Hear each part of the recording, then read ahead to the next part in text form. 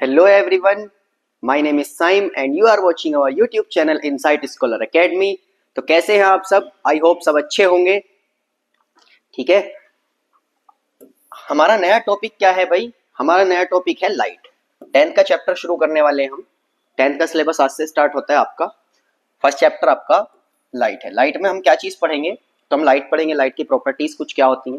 उसके बाद हमारा पढ़ना है reflection of light, then diffraction of light. सुनने में एक जैसा लगता है लेकिन होती है अलग अलग, दोनों टर्म है। ठीक है, तो 10th की अगर फिजिक्स की बात करते हैं उसमें आपके 4 चैप्टर हैं। फर्स्ट चैप्टर है आपका light, reflection and diffraction, reflection and refraction. Second chapter आपका है human I and colourful world.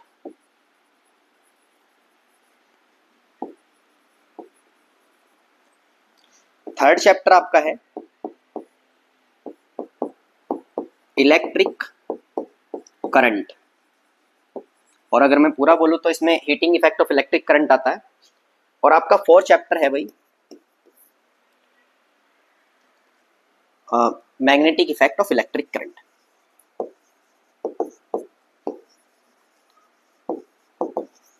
Magnetic effect of electric current. अगर आपको फर्स्ट चैप्टर की इंपॉर्टेंस बताई जाए, फर्स्ट और सेकंड चैप्टर दोनों ही रिलेट करते हैं किससे? ये एक अलग यूनिट है आपकी लाइट। लाइट मतलब इसको बोलते हैं रे ऑप्टिक्स। क्या बोलते हैं भाई? Ray optics. जो आपकी यूनिट है उसको बोलेंगे रे ऑप्टिक्स। इस पूरी यूनिट में आपको क्या पढ़ना है? लाइट के बारे में पढ़ना है। लाइट क्या होती है? अगर हम लाइट नहीं पढ़ पाएंगे तो हम ह्यूमन आई भी नहीं पढ़ पाएंगे। ठीक है भाई, तो इस चैप्टर की इंपॉर्टेंस बिल्कुल अलग है। और ये दो चैप्टर बिल्कुल अलग डिफरेंट है। करंट के बारे में पढ़ेंगे, करंट में इलेक्ट्रिसिटी के बारे में पढ़ेंगे, है ना, चार्ज के बारे में पढ़ेंगे, पोटेंशियल डिफरेंस और रेजिस्टेंस के बारे में पढ़ेंगे, बहुत सारी चीजें पढ़ेंगे इनमें भी। ठीक है, इंपॉर्टेंस क्या है? आधा आधा इनका सिलेबस आता है, लगभग हाफ आता है आपके स्टार्टिंग के 2 चैप्टर से और हाफ आता है आपके लास्ट के 2 चैप्टर से। ठीक है भाई, चैप्टर शुरू करते हैं। जिसमें चैप्टर फ्लो लिखा हुआ नहीं है भाई, सॉरी, चैप्टर फ्लो में यहां लिख देता हूं। चैप्टर फ्लो क्या है या टॉपिक टू बी कवर्ड क्या है? पहला टॉपिक हम पढ़ने वाले हैं लाइट। लाइट क्या है? लाइट के बारे में पढ़ेंगे। ठीक है, लाइट की कुछ प्रॉपर्टीज पढ़ेंगे। सेकंड चैप्टर जो टॉपिक हम पढ़ेंगे वो पढ़ेंगे reflection of light. Reflection of light से रिलेट करने वाली चीजें हमारी क्या है? एक तो मिरर है ना, और मिरर के टाइप्स होते हैं आपके, स्फेरिकल मिरर होता है, प्लेन मिरर होता है। इसी तरह से इसी में हम बोल सकते हैं इमेज भी इसका एक पार्ट बोल लो, इमेज भी हम पढ़ेंगे। ठीक है, उसके बाद हम पढ़ेंगे मिरर फॉर्मूला।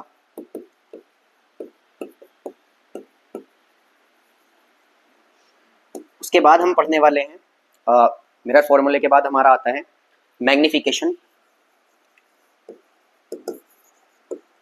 मैग्निफिकेशन पढ़ेंगे भाई। ये आपका हाफ चैप्टर यहाँ कंप्लीट हो जाता है। हमारा अगर बात करें मैग्निफिकेशन, हमारा रिलेट करने वाला टॉपिक है लेंस से भी और मिरर से भी, दोनों से रिलेट करेगा। जैसे मिरर फॉर्मूला सेम एज ही लेंस फॉर्मूला है, थोड़ा सा डिफरेंस होता है। इमेज हमारा दोनों में आता है, इमेज हमारा दोनों का पार्ट है, मिरर का भी लेंस का भी, मतलब रिफ्लेक्शन का भी और रिफ्रैक्शन का भी। उसके बाद हमारा टॉपिक आता है भाई, आधा चैप्टर होने के बाद टॉपिक आता है रिफ्रैक्शन ऑफ लाइट।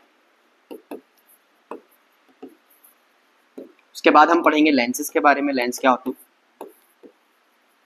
ठीक है, लेंस के बाद हम पढ़ने वाले हैं, लेंस के बाद हमारा टॉपिक आता है रिफ्रैक्टिव इंडेक्स। रिफ्रैक्टिव इंडेक्स ये एक नई टर्म होगी बिल्कुल।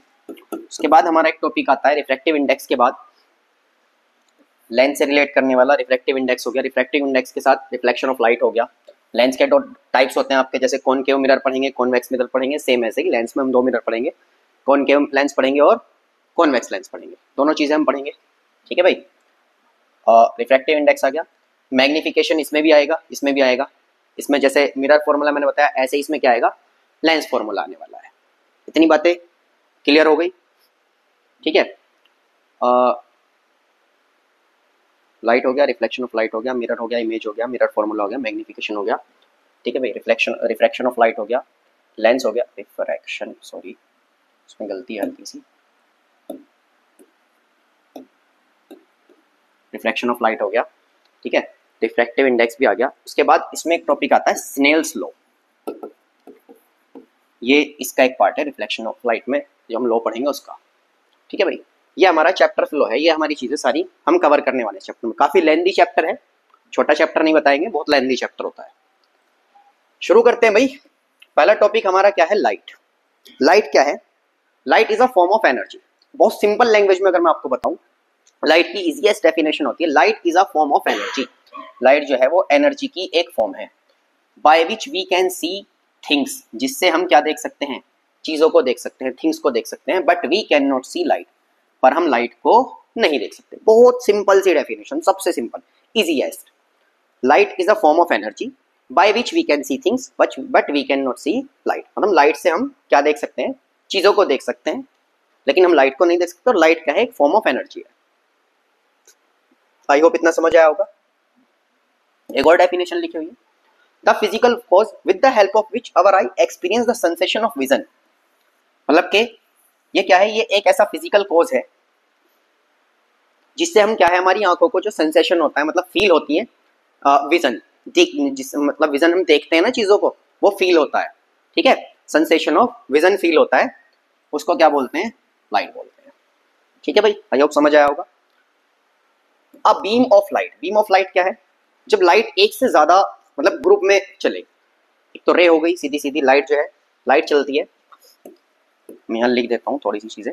लाइट चलती है एज अ वेव और एज अ पार्टिकल, ये बात हम करेंगे आगे। ठीक है भाई, एज अ वेव चलती है और एज अ पार्टिकल चलती है। ठीक, दोनों चीजों में चलती है। ठीक है, अब जब वेव हो गई, मतलब एक वेव चल रही है, अब उसके साथ साथ दूसरी वेव चले, फिर तीसरी वेव चले, फिर चौथी वेव चले, मतलब बहुत सारी वेव चले, तो क्या हो गया, उसको बोलेंगे बीम ऑफ लाइट। जब group of rays of light चले, मतलब बहुत सारे ग्रुप चले, रे बोलते हैं किरण को, लाइट आती है ना, जैसे सूर्य से रोशनी आती है, सन से, वो आती है रेज के रूप में, है ना, in the form of rays आती है। और एक से ज्यादा रे अगर आ रही है तो उसको क्या बोलेंगे, ग्रुप ऑफ रे बोलेंगे, या बोलेंगे अ बीम ऑफ लाइट। ठीक है भाई, क्या बोलेंगे, बीम ऑफ लाइट। ठीक है, there are 3 types of beam of light. Beam of light जो होती है वो 3 टाइप की होती है। जो पहला टाइप है हमारा वो क्या है भाई, पैरेलल। पैरेलल से मतलब क्या है, जब एक रे ऑफ बीम के साथ साथ, मतलब एक रे ऑफ बीम है, फिर दूसरी रे ऑफ बीम हो जाए, फिर तीसरी हो जाए, उनके बीच में जो गैप होगा भाई, वो क्या होना चाहिए, सेम होना चाहिए, इस तरह से। पैरेलल तो मैथ पढ़ने वाले मोस्टली हर बच्चे को पता होगा पैरेलल क्या होता है। दो ऐसी रे जो एक दूसरे को कभी भी ना काटें, कितना भी बढ़ा लो, उनके बीच का गैप सेम रहे, उसको पैरेलल बोलेंगे। ठीक है भाई, पहली क्या है, पहली होती है पैरेलल। ठीक, दूसरी आती है कन्वर्जिंग। डायग्राम उल्टे सीधे हो रहे हैं, कोई दिक्कत नहीं। दूसरी क्या है, कन्वर्जिंग। कन्वर्जिंग से क्या मतलब है, जब बहुत सारे रे ऑफ लाइट आए और किसी एक एग्जैक्ट पॉइंट पर आकर मिल जाए, बहुत सारी रे ऑफ लाइट आए और किसी एक पॉइंट पर मिले, तो उसको क्या बोलते हैं, कन्वर्जिंग बोलते हैं। कन्वर्ज मतलब इकट्ठा होना। ठीक है, इकट्ठा होना, एक जगह पर इकट्ठी हो गई ये सारी की सारी रे ऑफ लाइट, तो इसको क्या बोलेंगे भाई, कन्वर्जिंग बोलेंगे। ठीक है, आगे देखते हैं। दूसरी, थर्ड नंबर है डाइवर्जिंग। डाइवर्जिंग से क्या मतलब है, जब एक ही पार्ट से, एक ही पॉइंट से बहुत सारी रेज निकले। ठीक है, इसको क्या बोलते हैं, इसको बोलते हैं डाइवर्जिंग। आप सबके ने बल्ब देखा होगा, बल्ब एक पॉइंट है और उससे बहुत सारी रेज निकल रही है, तो उससे जो रेज निकल रही है उनको क्या बोलेंगे, डाइवर्जिंग रेज बोलेंगे। ठीक है भाई, सन है, सन से बहुत सारी रेज निकल रही है, उससे जो रेज निकल रही है उनको क्या बोलेंगे, डाइवर्जिंग रेज बोलेंगे। कन्वर्जिंग का एग्जांपल हम आपको आगे देंगे जब हम कॉनकेव लेंस पढ़ेंगे। तब हम आपको उसमें कन्वर्जिंग का एग्जांपल देंगे। आई होप इतनी बात समझ आई होगी। मैंने बताया बीम ऑफ लाइट क्या होती है। बीम ऑफ लाइट मतलब एक ग्रुप ऑफ रेज होता है, बहुत सारी लाइट्स का जो ग्रुप, मतलब एक साथ बहुत सारी रेज जाएं ग्रुप में, तो उसको क्या बोलेंगे भाई, उसको बोलेंगे बीम ऑफ लाइट। ठीक है, इतना समझ आया। फिर मैंने बताया there are 3 types of beam of light. Beam of light जो होती है वो कितने टाइप की होती है, 3 टाइप की होती है। पहला क्या था, पैरेलल। पैरेलल से क्या मतलब है, मैंने बताया जब कभी रेस के बीच में गैप कैसा हो, सेम हो, सिमिलर हो, कम ज्यादा ना हो, एक दूसरे से पैरेलल चले, तो उसको क्या बोलेंगे, पैरेलल बोलेंगे। उसके बाद हमारा सेकंड पॉइंट क्या है, डाइवर्जिंग या कन्वर्जिंग, कोई सा भी ले सकते हैं। सेकंड है कन्वर्जिंग। कन्वर्जिंग में मैंने आपको बताया कि जब कभी एक जगह पर जाकर रेज ऑफ लाइट इकट्ठी हो जाए, ठीक है भाई, एक पॉइंट पर आकर मिल रही है सारी की सारी, तो उसको क्या बोलेंगे, कन्वर्जिंग बोलेंगे। थर्ड है हमारा डाइवर्जिंग। डाइवर्जिंग में मैंने आपको क्या बताया, डाइवर्जिंग में बताया कि जब किसी एक पॉइंट से बहुत सारी रेज ऑफ लाइट निकले चारों तरफ को, ठीक है, अलग अलग डायरेक्शन में, तो उसको बोलेंगे डाइवर्जिंग। अगला है हमारा प्रॉपर्टीज ऑफ लाइट। ठीक है, light always move in straight line. सबसे पहले प्रॉपर्टी क्या है कि लाइट जो है वो स्ट्रेट लाइन में मूव करती है, सीधी चलती है। मैंने आपको जितने भी डायग्राम बनाए, कहीं मैंने आपको जो लाइन है वो टेढ़ी नहीं बना के दिखाई, सारी की सारी सीधी है, एग्जैक्ट। ठीक है, यहाँ भी देख सकते हैं आप, ये बिल्कुल सीधी जा रही है। ठीक है भाई, नाक की सीध में चलती है, इधर उधर को नहीं मुड़ती। कैसे चलती है, स्ट्रेट लाइन में चलती है। ठीक, अगला क्या है, light is a transverse wave. अच्छा, ट्रांसवर्स वेव कौन सी होती है, ट्रांसवर्स वेव वो होती हैं जिनको चलने के लिए किसी मीडियम की रिक्वायरमेंट नहीं होती। आगे लिखा हुआ भी है, that travels without the use of a medium, that light can travel, लिख लेते हैं, light travels without the use of a medium, मतलब कि लाइट को चलने के लिए किसी भी मीडियम की रिक्वायरमेंट नहीं होती। एज एन एग्जांपल आप देखिए, लाइट जो आती है वो सन से आती है। हमारी अर्थ पे जो लाइट आ रही है मोस्टली सभी को लाइट देता है सन। अब हमारा आउटर स्पेस है, आउटर स्पेस में ना एयर है, ना वाटर है, ना ग्लास है, ना कुछ है, कुछ भी नहीं है, मतलब कोई मीडियम नहीं है। सिंपल सी बात है, क्या नहीं है, कोई भी मीडियम नहीं है। मीडियम होने के लिए हमें क्या चाहिए, कोई ना कोई एक ऐसी चीज चाहिए, जैसे एयर है, एयर एक मीडियम हो गया, गिलास है, गिलास कोई और मीडियम हो गया, वाटर है, वाटर कोई और मीडियम हो गया। मतलब कोई भी एक पर्टिकुलर ऑब्जेक्ट चाहिए, कोई भी एक पर्टिकुलर थिंग चाहिए, उसको हम मीडियम बोल सकते हैं। लेकिन आउटर स्पेस में तो कुछ भी नहीं है, खाली है, ब्लैक है सारा, तो लाइट तो वहां से भी ट्रेवल कर सकती है। तो वो कैसी वेव होगी, ट्रांसवर्स। दूसरी होती है मैकेनिकल। मैकेनिकल वेव वो होती है जिनको चलने के लिए मीडियम की रिक्वायरमेंट होती है, वो साउंड होता है हमारा। ठीक है, 9th क्लास में आपने पढ़ा होगा। Speed of light is 3 × 10⁸ metre per second. इसको सब याद करेंगे, ये इंपॉर्टेंट है। ठीक है भाई, ये यूजफुल है, आगे यूज होगा। The wavelength range of light is 4000 angstrom to 8000 angstrom. जो वेवलेंथ रेंज होती है वो क्या होती है, 4000 एंगस्ट्रॉम से 8000 एंगस्ट्रॉम होती है, या मैं बोल सकता हूँ 3800 एंगस्ट्रॉम से 7800 एंगस्ट्रॉम होती है। किसी किसी बुक में आपको लिखा हुआ मिलता है 3500 एंगस्ट्रॉम से 7500 एंगस्ट्रॉम, मतलब अलग अलग बुक में अलग अलग लिखी हुई मिलती हैं, इसमें कोई ऐसी एग्जैक्ट नहीं है। एनसीईआरटी के अकॉर्डिंग अगर मैं बात करूँ तो ये मान सकते हैं आप। ठीक है, ये मिथ है, मिथिकल है, कंफर्म किसी को नहीं पता कितनी होती है, क्योंकि जो एंगस्ट्रॉम होता है वो बहुत बहुत बहुत छोटा पार्ट होता है। आपको यहाँ लिख देता हूँ, 1 एंगस्ट्रॉम इक्वल टू क्या होता है, 10⁻⁻10 मीटर इक्वल होता है। मतलब 1 मीटर के 1 अरब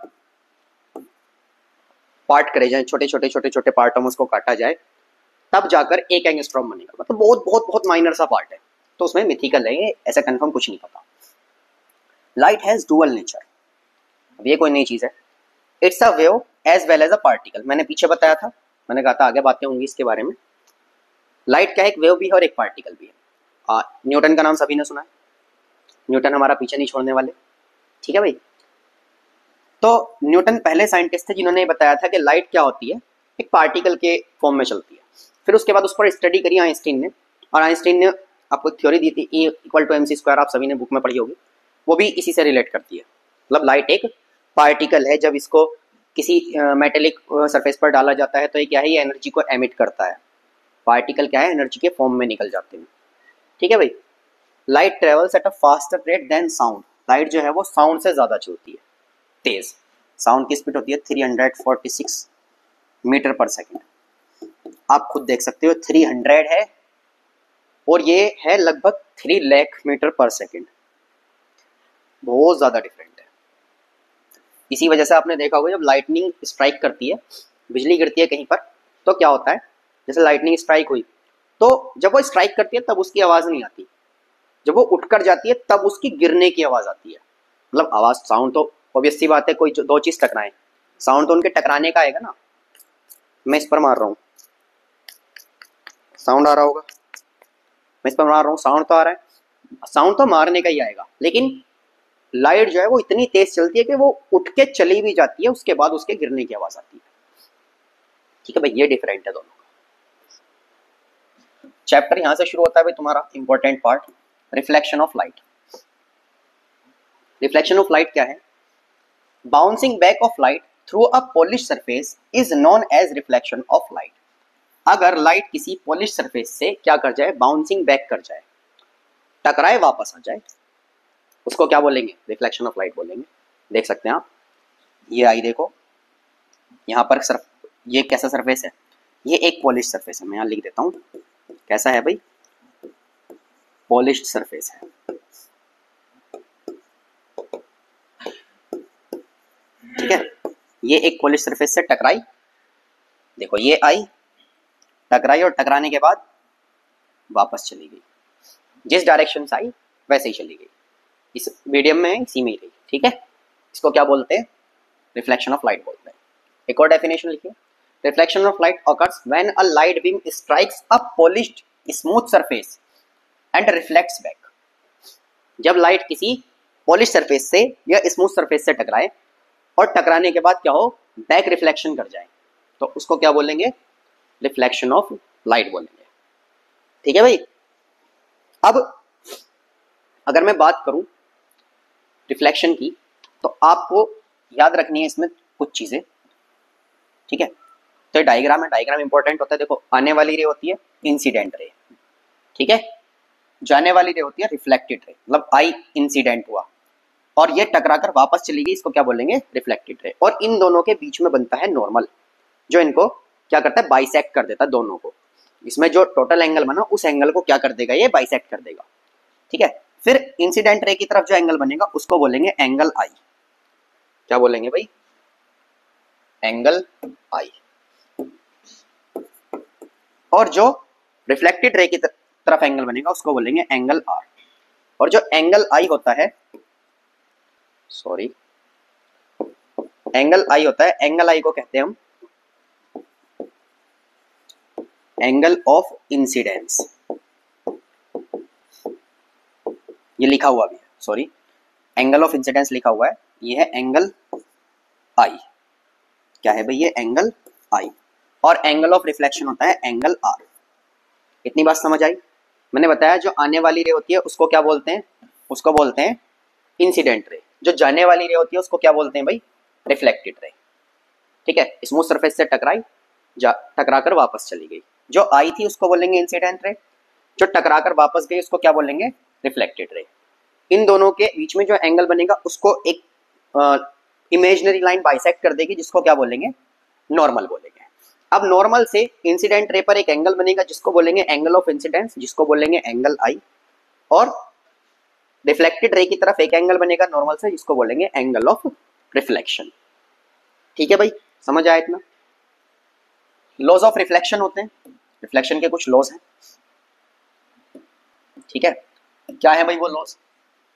द इंसिडेंट रे,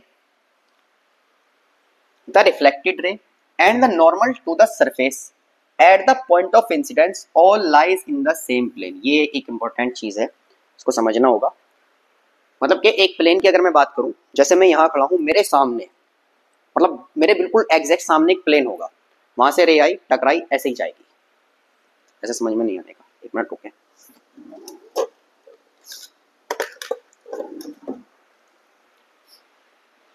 अब ये हाथ जो है मेरा, ये क्या है? ये प्लेन है। मैं बात करता हूं इस तरह से, ठीक है भाई। अब ऐसे मैंने इसको रखा, ऐसे, ठीक है। देखो, अब अगर आप ध्यान से देखेंगे तो एक रे किधर जा रही है, मेरे लेफ्ट में जा रही है, दूसरी कहाँ जा रही है, मेरे राइट में जा रही है, बीच में नॉर्मल है, कोई दिक्कत नहीं है। ठीक है, अब मैं इसको ऐसे टिल्ट करूं, एक रे कहाँ जा रही है, मेरे सामने जा रही है, एक कहाँ आ रही है, मेरी तरफ आ रही है। मैं इसको ऐसे घुमा दूं, ऐसे घुमाने के बाद एक रे कहाँ जा रही है, उधर जा रही है, एक रे कहाँ जा रही है, इधर जा रही है। मतलब के जो रे होंगी सारी की सारी वो कैसी होंगी, या मैं बोल सकता हूँ इंसिडेंट रे और रिफ्लेक्टेड रे, दोनों रे कैसी होंगी, वो एक ही प्लेन में लाई करेंगी, मतलब एक ही डायरेक्शन पर पड़ेंगी। ठीक है, और नॉर्मल भी उसी डायरेक्शन में होगा, नॉर्मल भी यही सीधा होगा। मैं इसको ऐसे घुमा दूं ऐसे हो जाएगा, ऐसे घुमा दूं ऐसे हो जाएगा, ऐसे घुमा दूं ऐसे हो जाएगा, और सीधा रखूं तो सीधा रहेगा। क्लियर है भाई बात। दूसरा लॉ क्या कहता है, angle of incidence is always equal to the angle of reflection, angle I always angle R के इक्वल होगा। बहुत सिंपल सी बात, ये तो याद रखने वाली बात है, याद रहेगी। ठीक है, आगे आपका टॉपिक आता है, स्मूथ सरफेस की बात हुई थी, मिरर। मिरर क्या है भाई, अ पॉलिश्ड और smooth surface that forms images bye reflection. एक पॉलिश और स्मूथ सरफेस जो रिफ्लेक्शन से क्या बनाता है भाई, इमेज बनाता है। कोई चीज उस पर गिरी, गिरने के बाद क्या हुआ, रिफ्लेक्शन हुआ, रिफ्लेक्शन से हमारा क्या हुआ, हम अपने आप को देखते हैं, इमेज बन जाती है। जैसे आप सुबह सुबह उठकर अपने आप को देखते हैं, मेकअप करती हैं लड़कियां सारी, सुबह उठेंगी मेकअप करेंगी, बढ़िया करके लीपा पोती करेंगी, सारी चीजें इसमें ही है। ठीक है भाई, उसमें ही देखते हैं अपने आप को। क्या है दूसरी डेफिनेशन, अब कोटेड ग्लास, गिलास होता है ना जिसमें पानी पीते हैं आप, उस गिलास की बात करते हैं, with silver coated with silver oxide और एल्यूमिनियम।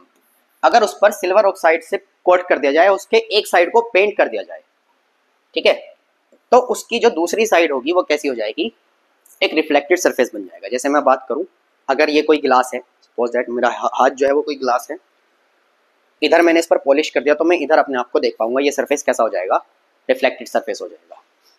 तो ये कोई गिलास है सीधा,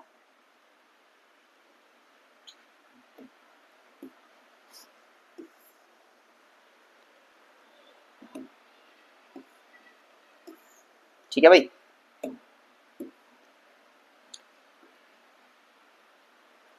मैंने इस पर इधर क्या कर दिया, पेंट कर दिया, तो ये वाला जो सरफेस होगा वो कैसा होगा, ये होगा हमारा रिफ्लेक्टेड सरफेस। मतलब हम अगर इस पे मैंने इधर पेंट किया है, ये पेंटेड एरिया है या कोटेड एरिया बोल सकते हैं आप, तो इधर हमारी इमेज फॉर्म होगी, जिधर मैं पेंट करूंगा उससे दूसरी साइड में हमारी क्या होगी, इमेज फॉर्म होगी। ठीक है भाई, a piece of spherical glass that you can look into in the order to see yourself or what is behind you। एक और डेफिनेशन है कि एक ऐसा गिलास जिसमें हम अपने आप को देखें और हम मतलब हम देखना चाहते हैं खुद को और हमें अपने आप को देख ही ले, है ना। देखो, a piece of spherical glass, special गिलास का कोई ऐसा पीस जिसमें तुम अपने आप को देखो खुद को देखने के लिए, ठीक है भाई, और तुम्हारे पीछे क्या है उसको देखने के लिए, तो उसको क्या बोलेंगे, मिरर बोलेंगे। अगर मिरर नहीं है, हम ग्लास में अपने आप को देखें तो क्या दिख जाएगा, नहीं दिखाई देगा। लेंस में हम नहीं देख सकते, हम चश्मा लगाते हैं, ठीक है भाई, अगर मैं चश्मा लगाता हूँ तो चश्मा लगाने से मुझे सामने का दिखाई देता है, पीछे का नहीं दिखाई देता। मिरर पर क्या होना चाहिए, पेंट होना चाहिए एक साइड। ठीक है, there are two types of mirror, दो टाइप के मिरर होते हैं, पहला होता है प्लेन मिरर, दूसरा होता है स्फेरिकल मिरर। प्लेन मिरर क्या है, अब plane mirror is a mirror with a plane reflected surface that creates image by the reflecting light rays। जैसे मैंने अभी डायग्राम बनाया था, जिसका रिफ्लेक्टेड सरफेस कैसा होना चाहिए, प्लेन होना चाहिए, बिल्कुल सीधा होना चाहिए। ये देखो, ये हमारा क्या है, ये रिफ्लेक्टेड सरफेस है, और ये रिफ्लेक्टेड सरफेस कैसा है, ये रिफ्लेक्टेड सरफेस बिल्कुल ही कैसा है भाई, प्लेन है, जरा सा भी इधर उधर को मुड़ा हुआ नहीं है। तो ये कैसा मिरर होगा, ये एक प्लेन मिरर होगा। ठीक है भाई, इतना समझ में आया। चलिए अभी देखते हैं,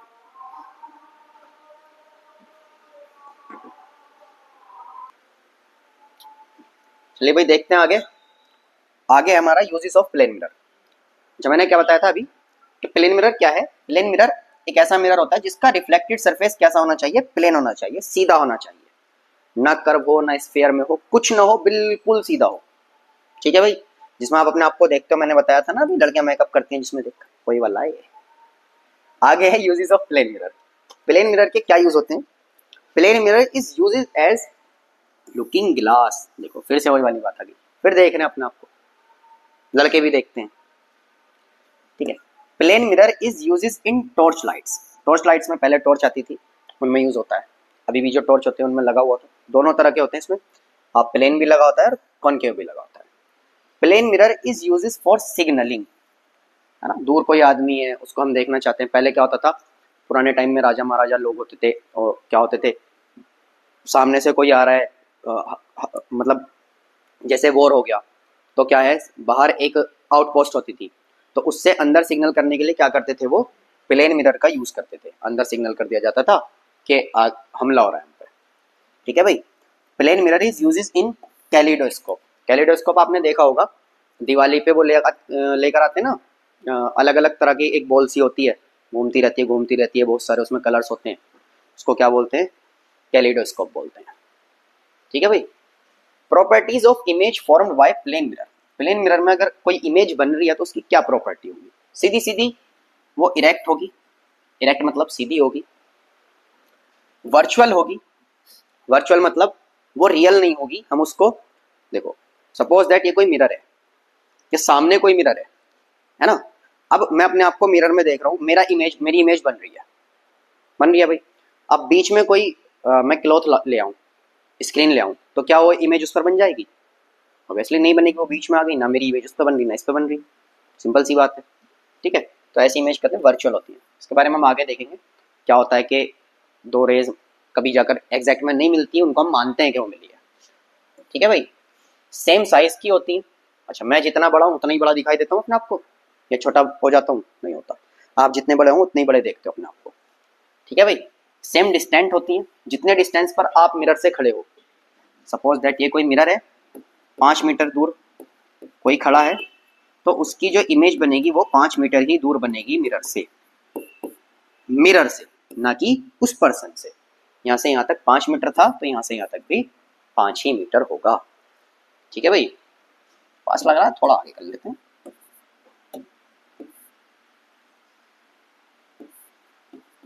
ठीक है। अब तो लग रहा होगा देखने में इतनी दूर है लगभग, ठीक है भाई। 5 मीटर दूर है, ये भी 5 मीटर ही दूर बनेगी उसकी इमेज, किससे? मिरर से, पर्सन से नहीं। इस पे क्वेश्चन आता है, मैं बताऊंगा कैसा आता है, अभी कराएंगे। और क्या होता है, लेटरली इन्वर्टेड होती है। ये एक नई टर्म है, इसके लिए नीचे लिखा हुआ है लेटरल इन्वर्जन क्या होता है। लेटरल इन्वर्जन होता है, अपने जब अपने आप को देखते हैं, हम हमारी इमेज को देखते हैं, तो हमारा लेफ्ट हैंड तो राइट दिखाई देता है और राइट हैंड हमारा लेफ्ट दिखाई देता है ना। ऐसा ही होता है ना कि जब हम अपने आप को देखते हैं तो हमारी जो इमेज होती है उसमें हमारा लेफ्ट हैंड तो हमें राइट दिखाई देता है, और राइट हैंड हमें कैसा दिखाई देता है? लेफ्ट दिखाई देता है। उस टर्म को बोलते हैं लेटरल इन्वर्जन, या उस इमेज को बोलते हैं लेटरली इन्वर्टेड, ठीक है भाई। देखो, the phenomenon by which left hand side of an object appears as the right hand side and vice versa, मतलब सेम एज राइट के लिए लेफ्ट, ठीक है, in the plane mirror is called lateral inversion. जैसे मैंने अभी बताया कि जब हम अपने आप को देखते हैं तो हमारा लेफ्ट हैंड तो राइट दिखाई देता है इमेज, और राइट हैंड की इमेज लेफ्ट दिखाई देती है। तो उस टर्म को क्या बोलेंगे, उस कंडीशन को बोलेंगे लेटरली इन्वर्टेड कंडीशन या इमेज, या बोलेंगे उस टर्म को लेटरल इन्वर्जन, ठीक है भाई। आगे हमारा टॉपिक आता है image. Image is defined as the point where the rays of light meet और appears to meet after reflection and the diffraction. देखो क्या होता है, जब हम अपने आप को देखते हैं तो हमारी मतलब बॉडी से या किसी भी ऑब्जेक्ट की बॉडी से रेज ऑफ लाइट निकलती हैं और वो कहीं जाकर रिफ्लेक्ट होती है। रिफ्लेक्शन होगा या रिफ्रैक्शन होगा, लेंस से रिफ्रैक्शन होगा और मिरर से रिफ्लेक्शन होगा, ठीक है। ऐसे कोई ऑब्जेक्ट है, ठीक है, इसकी ऐसे करके लाइट निकलेंगी, यहाँ जाके कोई ऑब्जेक्ट, इस तरह से मतलब रेज ऑफ लाइट निकलती है। ये हम बताएंगे कैसे कैसे निकलती है, सिंपल सी कंडीशन। अगर वो कहीं जाकर मिलें, बाद में मीट करें, या मीट ना करें, वो ऐसा लगे कि मीट कर रही है, तो उस कंडीशन को क्या बोलेंगे भाई? उसको बोलेंगे इमेज। जो हमने देखा वो इमेज थी किसकी? ऑब्जेक्ट की, ठीक है भाई। Image is also defined as the visual representation of something. Image को एक और तरह से डिफाइन किया जाता है, क्या है ये? एक विजुअल रिप्रेजेंटेशन है। विजुअल मतलब देखी गई, बस देख रहे हैं हम उसको, रियल नहीं है, सिर्फ विजुअलाइज करा गया है, मतलब माना गया है, कि मैं ऐसा हूं। जैसे इमेज होती है ना, हमारा फोटो होता है, किसी का फोटो देखो, वो रियल तो नहीं है, लेकिन पता होता है पर्सन ऐसा है, तो वो क्या है, वो एक विजुअल रिप्रेजेंटेशन है। फोटोज होती है, इमेज होती है, इमेज बोलते हैं उनको, ठीक है। चलिए, there are two types of images, दो टाइप की इमेज होती है, पहली रियल, दूसरी वर्चुअल। मैं आपको यही बता दूं दोनों, चलो आगे लिखी हुई है, आगे बता देती हूँ। The real image is the one that can be formed on a screen, जिनको हम स्क्रीन पर ले सकते हैं। मूवी देखने जाते हैं थिएटर में, बहुत बड़ा एक स्क्रीन लगी होती है, और आपने देखा होगा ना मूवी के वीआर से, मतलब ऐसे लाइट्स निकलती हुई होती हैं, ठीक है, और वो स्क्रीन पर पड़ती हैं, तो वो जो इमेजेस होती हैं वो कैसी होती हैं, रियल होती हैं, ठीक है। When the light rays of an object meet at a point after reflection or refraction, then the point is said real image of object. किसी ऑब्जेक्ट से कोई इमेज निकली, निकलने के बाद रिफ्लेक्शन हुआ, रिफ्लेक्शन होने के बाद वो किसी पॉइंट पर आकर मिल गई, उस पॉइंट को क्या कहेंगे, उस पॉइंट को कहेंगे इमेज ऑफ द ऑब्जेक्ट। ये हम आगे पढ़ने वाले हैं, जो मैंने अभी बनाया है बस बनाया है। ये यहाँ पर टकराई, देखो ये सामने मिरर है, मिरर से टकराई, रिफ्लेक्शन हुआ, रिफ्लेक्शन होने के बाद यहाँ आकर मिली, ठीक है, तो ये पॉइंट क्या होगा, ये इमेज बन जाएगी अगर रियल में मिलेंगी तो। और रियल में नहीं मिलेंगी, बस ऐसा लगे कि वो मिल रही हैं, तो वो होगी वर्चुअल इमेज। बस इतना याद रखना है, अगर कोई दो इमेज रियल में मिल रही हैं रिफ्लेक्शन के बाद, तो रियल इमेज, बस ऐसा लग रहा है कि मिल रही हैं, तो वर्चुअल इमेज, ठीक है। रियल इमेज और वर्चुअल इमेज, जो वर्चुअल इमेज होती हैं वो स्क्रीन पर फॉर्म नहीं होती। जैसे मैंने अभी बताया था ना, हम मिरर में अपने आप को देखते हैं और हम उसको स्क्रीन पर नहीं ले सकते, वो क्या है, वो एक वर्चुअल इमेज है, वो रियल में नहीं मिलती, ठीक है। यहां से सबसे इंपॉर्टेंट टॉपिक आपकी shooting, curve mirror. Curve mirror क्या है, कर्व मिरर ऐसे मिरर होते हैं जिनका जो सरफेस होता है वो स्ट्रेट नहीं होता, मतलब प्लेन नहीं होता, कैसा होता है, कर्व होता है, कर्वीलिनियर होता है या स्फेरिकल होता है, इस तरह से गोल गोल घूमे हुए होते हैं, ठीक है। ये एक क्या है, कर्व मिरर है, जिनका रिफ्लेक्टेड सरफेस, रिफ्लेक्टेड सरफेस कैसा है भाई, कर्वीलिनियर है या स्फेरिकल है, ठीक है। They are the part of a hollow sphere, मतलब एक खाली स्फीयर है, खाली गोला है, पूरा गोला बना दिया जाए और उससे उनको काट दिया जाए। देखो ये पूरा एक गोला है, ठीक है, इसमें से इतना पार्ट काटा, ये क्या हो गया, ये एक मिरर हो गया। इधर से इतना पार्ट काटा, ये भी क्या हो गया, एक मिरर हो गया। इनके बारे में हम अभी पढ़ेंगे, ठीक है। तो क्या है, ये एक होलो स्फीयर का पार्ट है। Note, most of the curve mirror have a surface like a part of sphere. मैंने बताया कि उनका जो सरफेस होता है वो कैसा होता है, कि स्फीयर की तरह होता है। Most of the curve mirror, लगभग सब, ज्यादातर, ठीक है भाई। There are two types of curve mirror, दो टाइप के होते हैं, एक होता है कॉनकेव, एक होता है कॉन्वेक्स। एक कॉनकेव है, एक कॉन्वेक्स है। इनके ही बारे में आपको ब्रीफली पढ़ना है पूरे चैप्टर में। आप कॉनकेव मिरर क्या है, कॉन्वेक्स मिरर क्या है, क्या इनके यूजेस हैं, कहाँ पर कॉनकेव मिरर को यूज करा जाता है, कहाँ पर कॉन्वेक्स मिरर को यूज करा जाता है, ठीक है, कैसे कैसे इनमें इमेजेस बनती हैं। चलिए, दे रखा है concave mirror and convex mirror की इमेजेस हैं, ठीक है, डायग्राम है। कॉनकेव मिरर है, कॉनकेव मिरर कैसा होता है, जिसमें, अच्छा देखो मैंने बताया एक होलो स्फीयर से काटा, इसको काट दिया, ऐसे बना, काटने के बाद देखो ऐसा सरफेस काटा। अब इस सरफेस पर अगर आउटवर्ड पेंट कर दिया जाए और जो इनवर्ड इसका एरिया है, अंदर वाला एरिया है, इनवर्ड एरिया को क्या कर दिया जाए, इनवर्ड एरिया और रिफ्लेक्टेड सरफेस बना दिया जाए। इनवर्ड एरिया क्या हो, रिफ्लेक्टेड सरफेस हो, तो ऐसे मिरर को क्या कहेंगे भाई, कॉनकेव मिरर कहेंगे। जिस मिरर को बाहर से पेंट करा जाए और अंदर का एरिया कैसा हो, अंदर का एरिया रिफ्लेक्टेड हो, ठीक है। देखो रिफ्लेक्टेड सरफेस है, बाहर से ये पेंट है, ठीक है, तो उसको क्या बोलेंगे, कॉनकेव मिरर बोलेंगे। सेम एज अगर मैं इस पर इनवर्ड पेंट कर दूं और जो मेरा आउटवर्ड एरिया है उसको मैं रिफ्लेक्टेड सरफेस बोलूं, क्या बोलूं भाई, रिफ्लेक्टेड सरफेस बोलूं, तो कैसा मिरर बनेगा, कॉन्वेक्स मिरर बनेगा, ठीक है भाई। अगर बाहर की तरफ पेंट है, आउटवर्ड पेंट है और इनवर्ड एरिया रिफ्लेक्टेड है तो उसको क्या बोलेंगे, कॉनकेव बोलेंगे। और अंदर की तरफ पेंट है और आउटवर्ड एरिया कैसा है, रिफ्लेक्टेड है, तो उसको क्या बोलेंगे, कॉन्वेक्स बोलेंगे, ठीक है भाई। चलिए definition related to curved mirror, ये एक इंपॉर्टेंट पार्ट है। कर्व मिरर से रिलेटेड कुछ डेफिनेशंस होती हैं, उनके बारे में बात होगी, ठीक है। क्या क्या डेफिनेशन है, ये कोई कर्व मिरर है, इसमें तीन चीजें हैं।